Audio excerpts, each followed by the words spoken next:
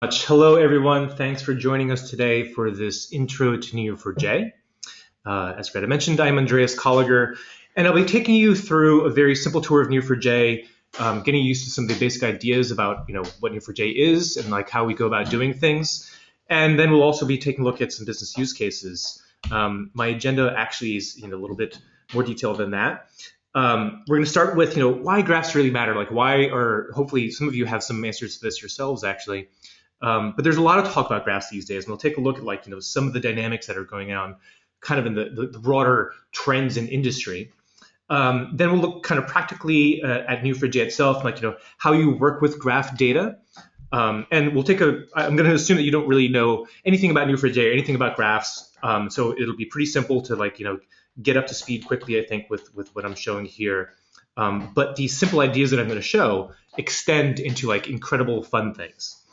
And then, we're going to actually turn to look particularly at Neo4j itself, some of the features that it has, and particularly how people in business are using Neo4j.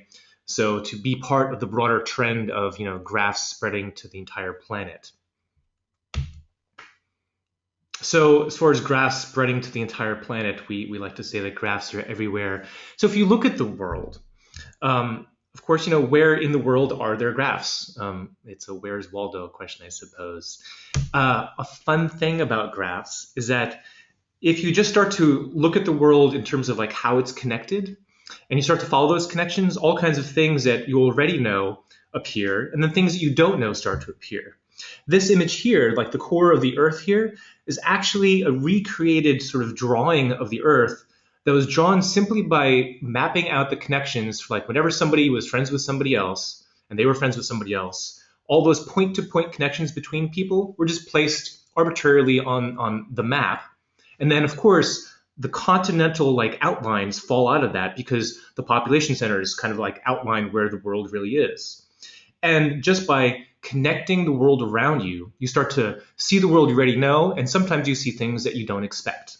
So that's what we're going to explore a little bit today. Of course, in the industry, there's lots of companies who have had this observation. These are logos and brand names that probably everyone, of course, recognizes. And the thing that ties them all together, a common theme in all of their success, is that they have all had some level of graph insight. They've had a graph epiphany that has made the difference between them being more successful than the other people in their field. For instance, if you're looking for a job, the traditional way to look for a job is either that you look through the classified ads and you kind of rifle through listings and you look for things that kind of sound like something you're looking for. And, the internet came along and that we basically had internet versions of a classified page where you could go and you could kind of search through listings very quickly. You could maybe filter them down, and people who also had jobs for offer could try to do the opposite. They could look through CVs and try to narrow it down, filtering, looking for people that they like. But it's always been true that if you want to find a really good job, the best way to find a job at some place you'd like to work is by working your network. This is common wisdom that we've had forever, right? If you want to get a good job at some awesome company down the road, if you know somebody who works there, well, you talk to them and say, hey, are there any openings? They put in a recommendation for you, and you're far, far, far more likely to get a job. That simple, working your network is, of course, just working a professional graph of people who know other professional people.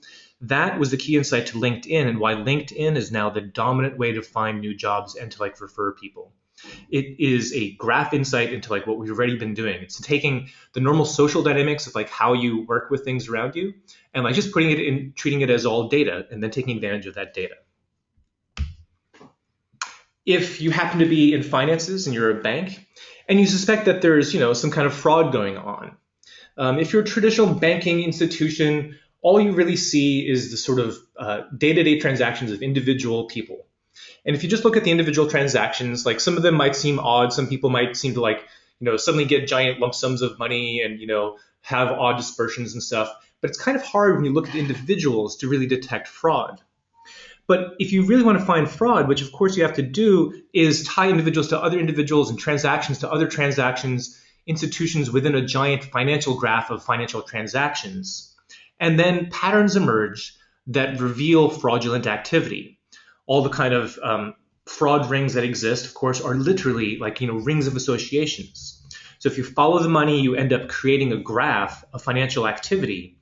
And that's something that PayPal actually can take advantage of, and like why PayPal can actually offer a much better service than Citibank can, because PayPal can reduce their risk by being able to identify fraudulent activity, and also on the consumer and on the seller side.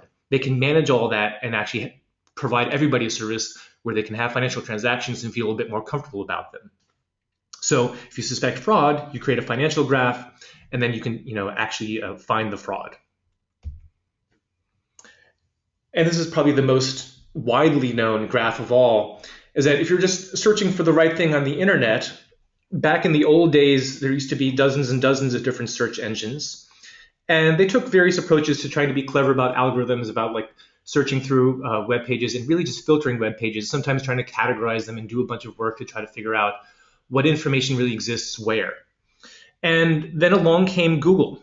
And of course, what Google's initial insight was that if you want to find out a really good web page about a particular topic, probably the good page is a page that everybody else thinks is a good page. So if you follow the links, if you follow the links in the web itself, that creates, of course, the web is just a graph. And if you use that graph to actually rank the web pages, saying if everybody's referring to this website over there, that's probably a really good website about coffee. And so when we get search results and somebody's looking for coffee, let's show that one first. And then they, of course, took that initial insight into graphs, and now everything that Google does is actually sort of graph-based. They've now evolved to the point where they have a knowledge graph. They said, not only is it true that pages are more important and pages referring to other pages are important based on how they're all connected together, but there is a graph of the graph, sort of like a metagraph that is the implicit knowledge that's contained there. And you can then realize not just the simple text-based connections to keywords and things, but if you put those keywords into a context of knowledge, you can actually then say, all right, well, I know that this person who's searching right now happens to be a programmer. And if some programmer looks for something about bootstrapping, probably they're looking for the Bootstrap CSS website. They're not looking for something about how to bootstrap a business, because that's not really a phrase they'd be using anymore, right? So you take the information you know about a person plus the information you know about the internet, you basically generate this entire graph of how all that's connected, and then use that for providing personalized results. That's all Google is doing. Google is creating a graph of graphs of graphs, and ultimately having the best search engine on the planet. And everyone who's trying to mimic Google is basically taking the exact same patterns. So we can go on and on with these kinds of examples, actually. And when I chat with people live, of course, I'm a graph person, so I can't stop thinking about graphs. But once you start to see these, every time you see data, you realize if you have data, you have a graph. And all you need to do is take a look at the data you've got, understand the relationships in that data, and focus on those rather than the individual records, and suddenly realize all these new things you can actually try to play with finding within the data. After I get through a little bit more about graphs themselves, we're going to see how to do that with a well-known data set, actually, that I think everyone will be familiar with. Okay, so first, let's just take a look at the basics of if I talk about a graph, what really is a graph? And this is going to be super simple, and I apologize if it's oversimplistic, but the beauty of this is that the simple idea just composes into great elegance and expressiveness. So let's say we had a simple situation. You had some person who loves some person, right? Expressed as emoticons or emojis, I suppose. It would just look like that, right? You've got some woman who loves some man, implied in this little pictogram. Now, if you want to give it a little bit of more information, of course, you could say, all right, well, this person is Anne, and the heart really represents love, so we're going to say Anne loves Dan. You just turned it into English. Great, awesome. Now we know a little bit more about it. English lets us actually talk about these things because it's a language, and that languages are great. Now, if you want to not just talk about this relationship that we've realized here, if you want to reason about it, if you want to think about it, you start to be a little bit more mathy about it. And in math, what you'd normally do is you sort circling the concepts you've got and drawing arrows to the other concepts that are related to them, right? This is sort of a very normal thing to organize things. Most engineers, if you talk to them about any topic, they go to a whiteboard, they're going to start drawing circles and arrows around everywhere. They're just making a graph, right?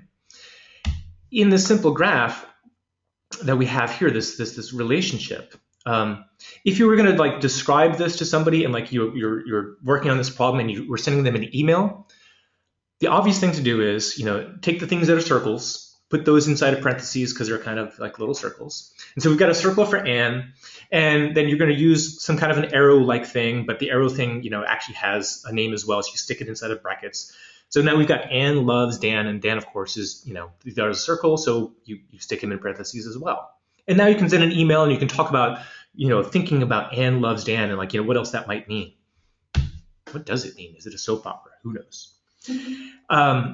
If you actually want to think about Anne loving Dan, and rather than just reasoning about it sort of mathematically, if you want to use information about them.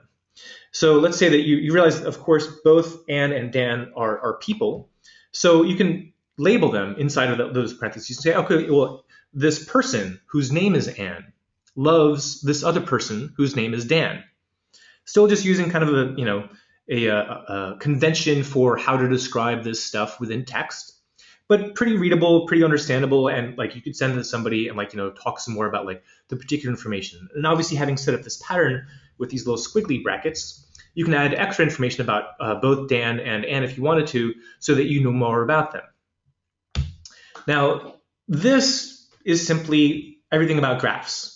All the stuff on the left and the right, those are just nodes. Different ways of representing a node. A node was just really a data record as far as a graph database is concerned. And the stuff all down the middle, of course, is we just refer to as a relationship. So nodes are your data records. Relationships are how those data records are connected. And the nice thing about Neo4j and what we call a property graph is that the relationships themselves can also have properties. If you want to say something about Anne loving Dan, you could maybe say, you could add a date for like, when the love started. Or if it happens to end, you can say, that it ended at a particular time, but still can maintain that relationship, but now it's simply archival. So in the property graph, the things that designate, the kind of node that you have, you use a colon person here, for instance. We call those labels. So a node can have one or more labels. And then, of course, you add properties to that node. Relationships always have a type. You can't create a relationship with a type. It doesn't really make any sense to say there's a relationship here, but you can't say what it is. There always is some relationship type. And that's pretty much it. What's great is you start with this simple pattern, and then you can just continue to like extend this and have more and more relationships, and obviously compose just about any structure you could imagine just using simple records related to other records. So if you want to do a query, and you want to ask a question instead of saying that, let's say you didn't quite know who Anne was in love with, so whom does Anne love you was the question you want to ask. You could take that same pattern that we had that had, Anne on one side and Dan on the other, and get rid of Dan's information and replace him just with, whom, because we don't know yet who that person is. And now it reads like a little bit of English, so this person Anne loves whom. If you want to have that be an actual query that you can send to the graph database, we describe that pattern and say, actually, Neo4j, we want you to match that pattern and then return the whom variable. So Neo4j will go off and like look through the database, look for Anne first, and then it'll look for a loves relationship from Anne, and then it'll find whatever's attached to the other side. So the outgoing node on the other side of that relationship. And then it'll just return who that is. And we know from the previous slide, of course, that the answer should be Dan. All right. That was the super simple introduction. Now we're going to go from a relational perspective of the world, or a relational schema that you probably have seen before, and we're going to slowly, see how to transform that into a bit more of a graph representation that has some interesting possibilities. So I introduce to you our good friend, Northwind. Now I hope you've all seen Northwind before. Northwind is a classic relational schema. It's a bit old school, I guess, because it's sort of simplistic, right? Like you just have this theoretical company called Northwind that has a catalog of products. It's got a bunch of employees who are really salespeople that are selling that product, and then it's got people who are buying that product, and that the product is being shipped. So you've got people who create products that are in particular categories. Those products get sold. You've got details about the sale, and then you've got the order itself, which connects it to a shipper who's going to send it out. You've got some employee who made that sale. He's connected there as well, he or she, of course. Those salespeople have territories, and those territories are in particular regions. I mean, that's the basics of what's being represented here, right? All right. First thing to do, if you want to import this into Neo4j and then start to turn it into a graph to see what kinds of things you can ask this data set, is to notice the foreign keys. So anytime you see a foreign key, in a relational database, of course, it's really just a mechanism for relating to different tables. That's the relational part of the relational database systems. Right, so you've got these foreign keys, and they refer to primary keys in other tables. In Neo4j, the first, I guess there would have been a pre-step here. So if I would do this iteratively as I'm describing here, the very first thing I would do with Neo4j is for each of these tables, I would basically export a CSV, that is the categories, that is the suppliers, that is the order details. And then Neo4j, I just one at a time would import each of those things. And remember earlier when I described Ann and Dan, I had Ann and Dan both labeled as person, right? So for each of these tables here, when I do the import for categories, each record that I create, each node in Neo4j, I would label as a category. So I'd label the categories, label the supplier nodes, label the order details, etc. Okay, that's the first step. Now you would have a sea of nodes that aren't connected. Then you take a look at the foreign keys and think, all right, well, those represent the connections between the tables. In Neo4j, you don't have tables, you simply have sets of nodes indicated by the labels. So to actually make the relationships, they're not implied, you make them explicit. A relationship is an explicit sort of materialization of the foreign key join. So you look at the foreign keys, the product IDs, the category IDs, and the rest, and you turn those into relationships. So instead of having the product ID implicitly related to some product, to some order detail, you have an actual relationship from the details and the products to the categories, the suppliers that supply the products. So now there's a data record for each one of those that connects that explicitly together. So if you're trying to find something, you're not doing a join anymore, you're simply following the relationships to see the things that it's connected to. So we've got, and what I've added here is not just the arrows, of course. I've changed the direction of arrows so that, for instance, with the order details, the relationship type there is that it's a details, and the direction is that the order detail details a product, and a product, is in a category, so it has a category type to the categories, to the particular node that it's a category of or within. That's the right way to say that? Something like that. Okay, so that's the first simple thing to do. Now all we've really done is recreate the structure that you already had in the relational database. Now you have that completely recreated in Neo4j. Great, that's one step. Because those foreign keys were only there as a way to calculate the join, and in Neo4j you don't calculate the joins, you have materialized data structures that connect things, you can now get rid of those foreign keys. You could leave them there if you want to and just ignore them because they're now just appendages that are just dangling around. But I like to clean stuff up as I'm going along, as I'm doing initial data imports. So I get rid of all those foreign keys. The second thing to do is to notice the join tables. So the foreign keys, for the most part, identify what I refer to generally as like sort of simple joins.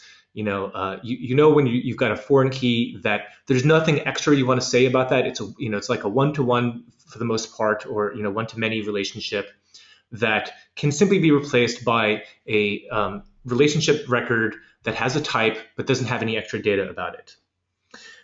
In the join tables, those have been created for some reason to actually represent some extra bit of information. So we've got at least two join tables here. One is the order details itself, and then there's the employee territories join table. So we're going to take a closer look at both of those and see what to do with them. So the employee territories join table is really another simple join, except that here it's a many-to-many. Having gotten rid of the foreign keys in that table, you realize that there's no extra data in the table itself, and all you've got is two relationships that are for some reason stuck into this employee territories thing. So instead of having those two relationships, you can replace that with a single relationship so that each of the joins you would have done through that, like the two joins to the one to the join table and another to the other table, you can get rid of those and replace it with a single relationship that goes directly from employees to territories. So the simple join becomes just one relationship. We say that an employee represents a territory, and that's it. That lets you have, a many-to-many relationships without any extra fluff lying around. So let's look at the other join table that was there. I tend to refer to these things as decorated joins because it's a join table that not only joins two tables, but it also says something about how those two tables are related, right? So here in the order details, it describes the unit price, that for that particular product, it was sold in that order, how many of those things were sold, and also if there was a discount that was applied. So again, because it's just a join table, you can take the join table and just turn that into a relationship. So here it's a decorated join, so we don't want to get rid of that data. When we create the relationships, we're going to create relationships and add those properties into the relationship itself. So now for each relationship from orders that includes some product, the relationship itself has data about the unit price, the quantity, and the discount. So we've gotten rid of two join tables, replaced them with actual data structures that represent those connections. One of the data structures actually has about a bit of extra information about how that's relationship, what information about that relationship. Okay, does that all make sense so far? Good, or are there any questions I should try to address? No, not yet. Okay. Oh, actually, is there an order of the table conversion? An order of the table conversion. Only in as much as before you start creating relationships, you should have all the nodes that you want to relate. I think that's the only ordering that matters. In fact, I guess that is the general pattern with all data sets that we import, whether they're converting a relational schema or just importing a fresh, DBpedia or God knows, some public domain data set. The pattern that always happens is you import all of your nodes first, and then you create relationships for all those nodes. Sometimes it's based on data, sometimes it's based on analysis, but the order is always get the things you want to relate first, and then create the relationships. Yeah. Does that make sense?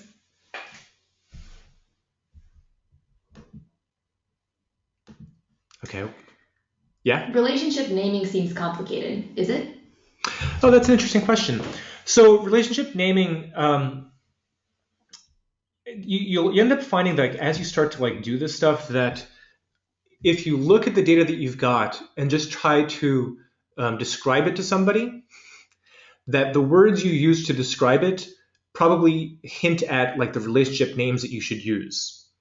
So if you say that like here, for instance, in having changed this decorated join into a relationship, if you would read the data here, you could say that some order includes a product.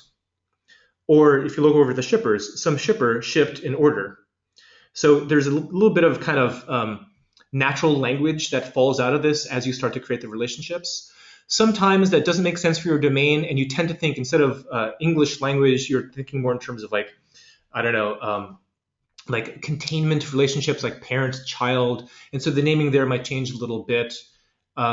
Maybe there is a little bit of an art of it at some point, but the rule of thumb that I always use is if the way you're thinking about your domain, if you can just describe to somebody else, use the words you're using to describe it to pick the relationship types.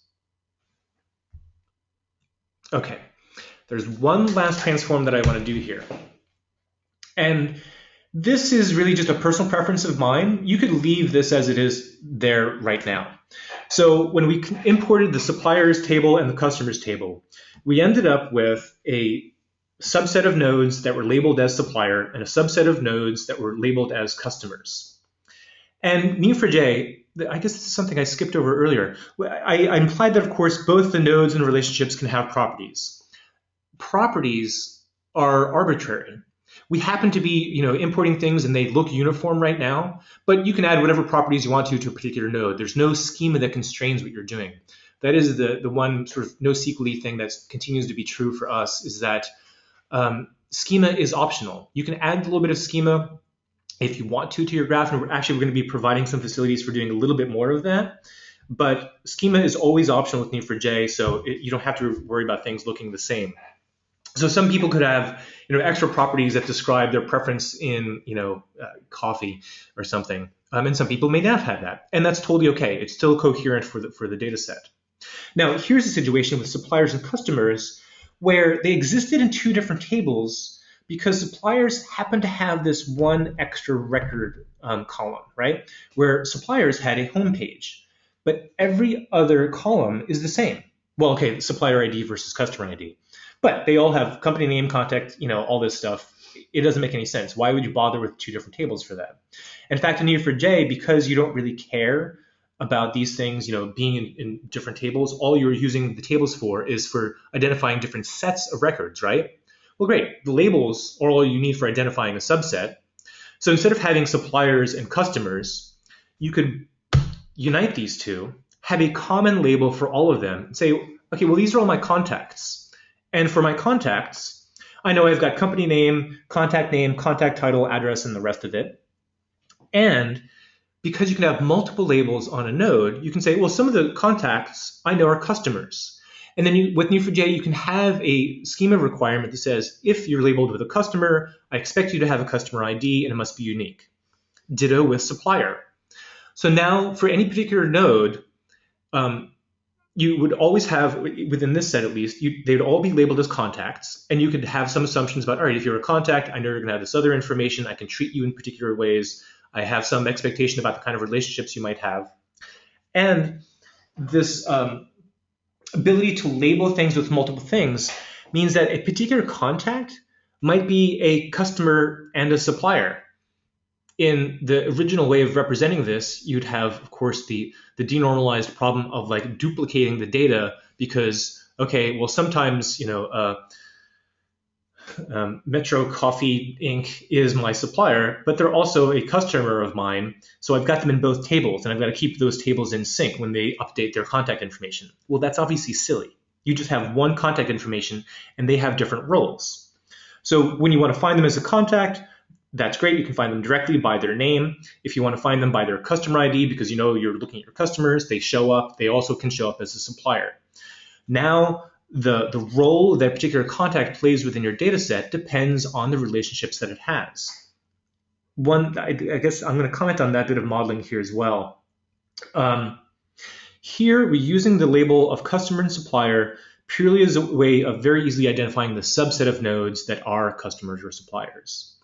There's a bit of a philosophical question here, of course.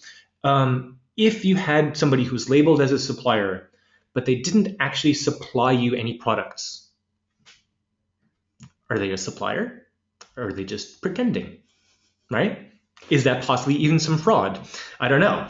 It's actually exactly that point that starts to indicate problems in the data set. And potentially, like if you're doing analysis of the data set, it's all those little anomalies, like, wait a second, okay, in fact, our more classic data set is that we have this movie data set. You can call yourself an actor, but if you haven't been in any movies, you're not really an actor yet. You're a hopeful. That same situation occurs actually in all data sets. A beautiful thing about graphs is once you start to see this approach for understanding the patterns and the relationship of things, it doesn't matter what the particular domain is, the patterns of what reveal good things and bad things like making recommendations, a basic recommendation query can be run on any data set. So it doesn't matter if you're selling products or if you're trying to do matchmaking or you're trying to find a job, the kinds of graph queries that you run are all very well understood, and you don't have to invent a lot of new stuff. You can just follow kind of the well-known best practices for these things. Okay.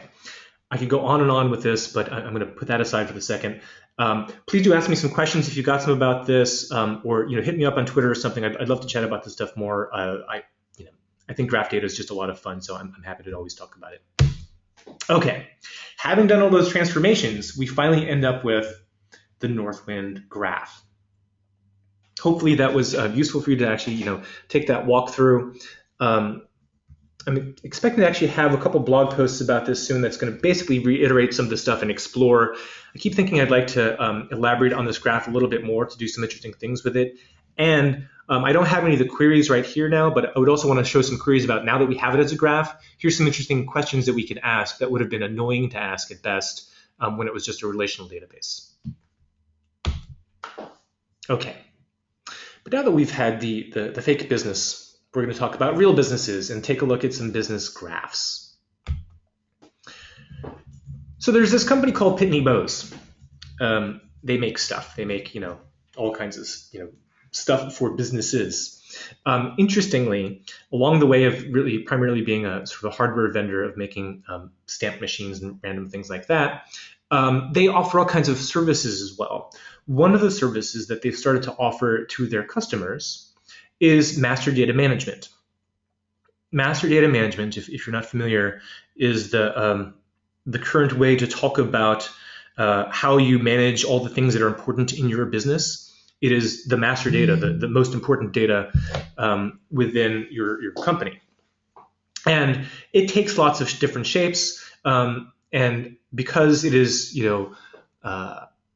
so dynamic really, and like it's one of those things that like depending on a quarter-to-quarter basis, like what data matters to you and how it relates to other data, whether it's your customers and your suppliers. Actually thinking about the Northwind graph, you can start to tease out a master data graph out of that, where you realize that the things that are most critical for your business success are all dependent on how various things are related and how various workflows happen. You get into logistics and all of the kinds of things as a result of thinking about master data. So Pitney Bowes, though, because they realize that master data management is this super important thing for making a business successful, but every time you look at any particular business, how the relationships exist within that business are always different. And in fact, while they continue to try to accommodate this exponential growth in complexity, they realized that the relational database sort of representation of this stuff was just making it really hard to do. First of all, just writing the queries and trying to come up with a schema that is flexible, or just coming up with new schemas all the time, is incredibly time consuming. And of course, customers' expectations are even getting higher these days. So it's not like you have it's really the internet's fault, I guess. Consumer expectations have changed because of the internet and things like the iPhone and getting personal recommendations for movies and God knows what else. It's true of businesses as well, that businesses now have a higher expectation about what you can offer them. And the complexity that results from trying to supply them with what they're asking for, the solutions, ends up meaning that it's really hard to do that with a single relational schema that covers all the different variations. So of course, they ended up having their own realization that they've got a graph problem. So they had heard about us, they came talking to us, and completely ground up built this new MDM solution called Spectrum MDM that, and this is the great thing about it, it incorporates social, spatial, and predictive capabilities. It's basically one of these graphs that has kind of multiple graphs all kind of interleaved in this interesting way. And once you start doing that, you can take a look at any particular aspect of the graph. You could look at just the social part, or just the spatial part, or just the business workflow part, any of that, and still do very useful work. But as you add extra dimensions effectively to the data set, you can do even better work, and you can continue to improve both the answers that you're getting so that people have better insights. And because Neo4j is really good at just working with relationships, it's actually fast. So while you might have previously, been shy about adding yet one more join to a data set that's slowly growing because it's going to fall down, now you're not worried about adding an extra relationship, because relationships are a good thing. The more relationships you have, the more insight you can get, and there's not the same kind of fear of the join pain that comes with adding more compute time. Okay, so that was Pitney Bowes. This one's a little bit more modern. This is our good friends at eBay that I'm sure everybody is familiar with. eBay, they sell stuff. They're pretty much a giant bazaar. They're a giant marketplace of people selling stuff to other people. They realized that, as any good business does, you pay attention to what your customers are doing, and if all of your customers are doing a particular thing, you try to help them do it. And then they want to do more of it, and then that makes you money, and that's a good thing. So the thing that they realized that everybody had to do was that everybody had to actually, once they've arranged for some sale to happen, they of course had to arrange for the payments. They already, eBay took care of that earlier. And then they realized they wanted to do delivery. And delivery, of course, you could just use any of the normal delivery services, be partners with them, everything's great. But if you want fast local delivery, there's not really a solution for that yet. In fact, there's some that are coming up now, but eBay wanted to have its own. They wanted to own that part of the whole process. So eBay found a company in the UK called Shuttle. Shuttle was the leader in same-day delivery, in the UK, and they had basically, solved this problem by using a graph. And what they did is they just took Neo4j, stuck all the possible routes, that a given courier could take, and figured out where the couriers are currently, like in, the local vicinity, and where all the people are who have something and all the people who need something. And then they figure out the optimal route for, it's the classic traveling salesman problem to a little bit, right? Where all the things you've got to hit, but it's not immediately obvious, like, in what order you should do them so that you get everything there as quickly as possible. Of course, from the consumer's perspective, the faster they get deliveries, then the happier everybody is. And that, has a network effect where people want to just spend more time doing stuff with you. So with Neo4j in the loop, they had, first of all, a giant savings in the amount of code that they had to write, because doing the equivalent kinds of queries in SQL was just horrendous. And it's, of course, thousands of times faster than what they were doing with MySQL. So because they changed how, from a Shuttle's perspective, they realized that what they had was a graph problem. So first, it was just easier to reason about the graph. So writing the queries was easier to do. And then because they're using Neo4j, which is built down to the bare metal for like doing graph stuff, it's also way faster. This is a personal favorite of mine just because it's so much fun. So we've got traditional companies like Pitney Bowes. There are essentially modern companies like eBay that have had graph realizations. And then, of course, there's an endless number of startups that are having their own graph realizations. This is one of my favorite because I actually love using their app a bit, and I think it's great. This is a company called 53, and they have a drawing app called Paper. Paper itself has been hugely successful. It's an iPad, sort of sketching app, natural painting kind of thing, I guess. And they wanted to add a little extra something to what they had. They realized that if they had this customer base the same way that every other sort of modern web app or mobile app, you don't want to have just an offering that is just a single function. The way to actually get stickiness to it and to build into a huge following is to let people work with other people, let people interact, have some social aspect to it. So the social aspect that Paper decided they want to have, that they wanted to have a social platform, but they wanted it to be appealing to creatives. They didn't want to just have comment streams or likes or those kinds of things. They really have a very sort of design-centric approach to everything that they do. They're very, very careful about the features they add to Paper itself. And in thinking about their social platform, they didn't want to just have any social platform. They wanted a social platform that an artist would think is a really cool idea, that lets them create new kinds of art. So what they want instead is they said, all right, great, if you create some drawing and you share it on what they're calling Mix, you can then have other people who, of course, you can just follow, artists that you like, and you can see the stream of things that they've done. But some other artists can take work that you've created and then create derivative pieces. This is a classic thing that happens in the art world all the time. Art is always derivative of prior art. People are always building on the ideas of other people, except that now you're actually being able to take that work, use that as a starting point. You don't have to start from scratch and then do a remix of some other artist's vision. And with that simple pattern, there's now the possibility for multiple artists to do derivative work of a single artist and then do branches and branches of all of those pieces as well. In fact, some of the patterns that have emerged is that you'll see entire storylines emerging as somebody starts with some idea, it gets remixed, some new element is added, and then suddenly it becomes a scene, and the scene changes, and now you've got the sequence. And then the sequence, depending on who's involved, can actually have all kinds of interesting branches. And it's all being done, of course, in a very social, collaborative way, and it's a whole lot of fun. we also love this so much because Paper came by to our conference back in October and presented there about some of how they were using Neo4j. And I just want to share some of that with you because I thought it was great fun.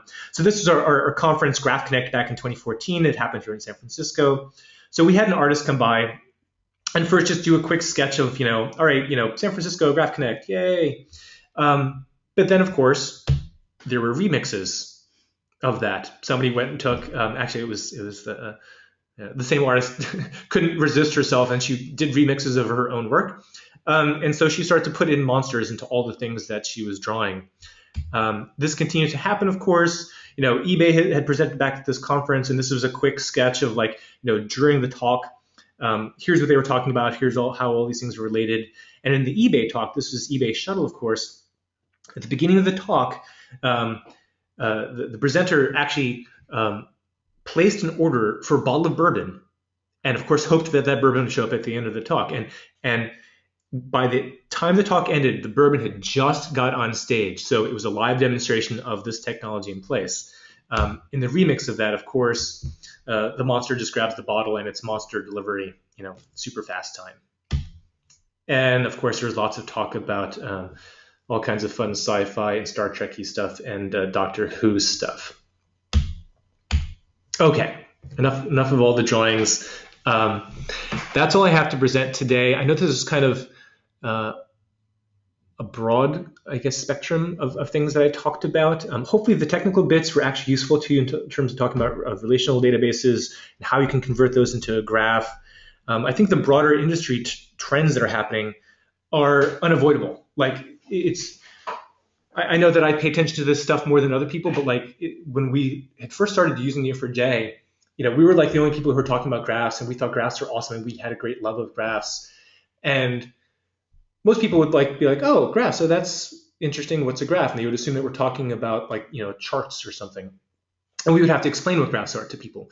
But now it seems like everybody has really gotten onto the idea, loves the idea. You can't go to a conference or flip through a technology magazine without seeing graphs appear everywhere. Literally, people are just using graphs to represent all kinds of different ideas. And the reason that they're doing that is that graphs aren't just a neat new technology. It's a great new way to actually think about the world and do stuff in the world around you. It doesn't matter what you're trying to get done. If you think a little bit in graph terms, you'll actually have some interesting new insights. Okay, that's enough of my talk. Are there any questions I should try to answer? Yeah, so everyone go ahead and type